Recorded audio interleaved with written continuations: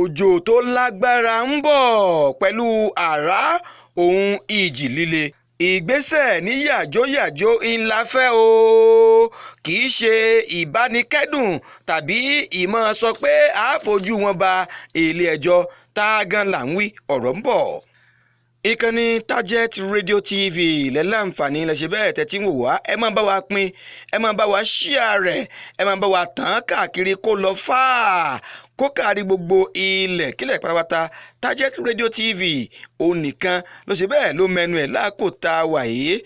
Ẹ̀bùn ńlá ó sì wà fún ẹnikẹ́ni tó bá ṣe bẹ́ẹ̀ tó pín jùlọ, tó share rẹ̀ jùlọ.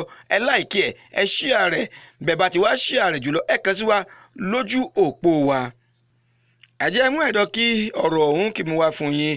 Àjọ tó ń rí sí bójú ọjọ́ bó ti ṣe rí ló ti ṣèkìlọ̀ tó gbọ̀ngbọ́n báyìí pé àrá pẹ̀lú afẹ́fẹ́ òun òjò yóò ṣe bẹ́ẹ̀ tó lágbára yóò rọ̀ káàkiri orílẹ̀-èdè yìí lọ́jọ́ ajé. Bẹ́ẹ̀ sì ni wọ́n ti wá rọ gbogbo àwọn ará ìlú láti wà ní àlàáfíà kí wọ́n sì gbé ìgbésẹ̀ tó lè mú kí àlàáfíà kó bá wọn dáadáa.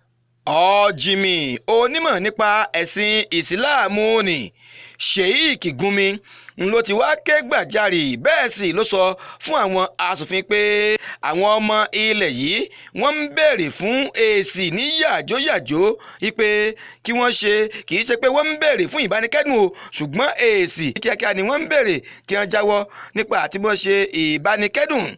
Yóò ní ètò wáyé láti ọ̀dọ̀ àjọ tó ń rí sí ọ̀rọ̀ gbígbé àti bí wọ́n ti ń lo ìlòkulò oògùn olóró nílẹ̀ yìí, pẹ̀lú bí ó ti ṣe pé wọ́n ṣe mú afurasí 21 ní Kano.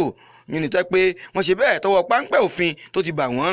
Níṣe ni àwọn èèyàn ilẹ̀ yìí ń béèrè fún ìgbésẹ̀ ní kíákíá lórí ọ̀rọ̀ àwọn afurasí ọ̀hún tí wọ́n jẹ́ àwọn afurasí tó ń gbé oògùn olóró. Ẹ máa láìkí ẹ̀. Ìkànnì Target Radio lẹ́sẹ̀ bẹ́ẹ̀, ìkànnì Target Radio TV lẹ́sẹ̀ bẹ́ẹ̀ lẹ́ ń gbọ́. Ẹ pín kó lọ fà. Bẹ́ẹ̀ sì ni ẹ̀bùn wà fún ẹni tó bá share rẹ̀ jù. Wọ́n tún padà wá nígbà míì. Olúwafẹ́mi Akọ́láwọlé ló kọ tèmi.